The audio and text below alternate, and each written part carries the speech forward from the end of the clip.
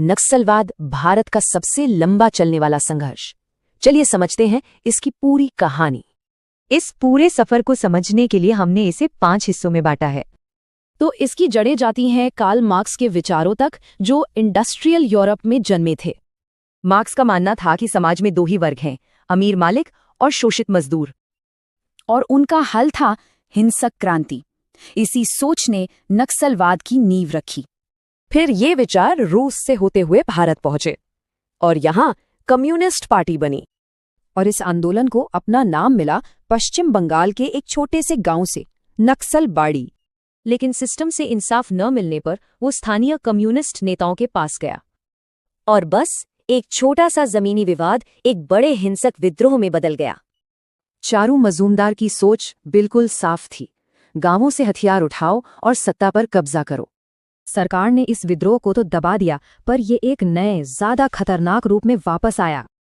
नई रणनीति थी, घने जंगलों में जाओ और वहां के आदिवासियों का भरोसा जीतो। स्थानीय मुद्दों पर लड़कर उन्होंने वो भरोसा जीता जो सरकार कभी नहीं जीत सकी।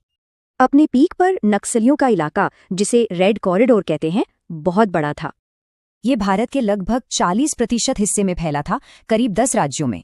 यहाँ उन्होंने अपनी एक समानांतर सरकार चलाई, जिसे वो जनता सरकार कहते थे। मतलब अदालत, लोन, स्कूल, अस्पताल, सब कुछ इनका अपना था। और ये सब चलता था जबरन वसूली से। तो फिर ये आंदोलन कमजोर कैसे पड़ा? पहली और सबसे बड़ी वजह थी अंदरूनी भ्रष्टाचार। नेता बात करते थे गरीबों की, पर खुद के बच्चे महंगे कॉलेजों में पढ़ रहे थे। और दूसरी वजह थी सरकार का नया और आधुनिक तरीकों से किया गया जबरदस्त क्रैकडाउन। सरकार के इस चौतरफा हमले ने नक्सलियों की कमर तोड़ दी, आर्थिक रूप से भी और सैन्य रूप से भी।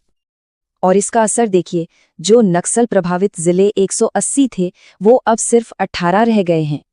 सरकार का दावा है कि 2026 तक नक्सलवाद खत्म हो जाएगा, पर क्या ये वाकई मुमकिन है?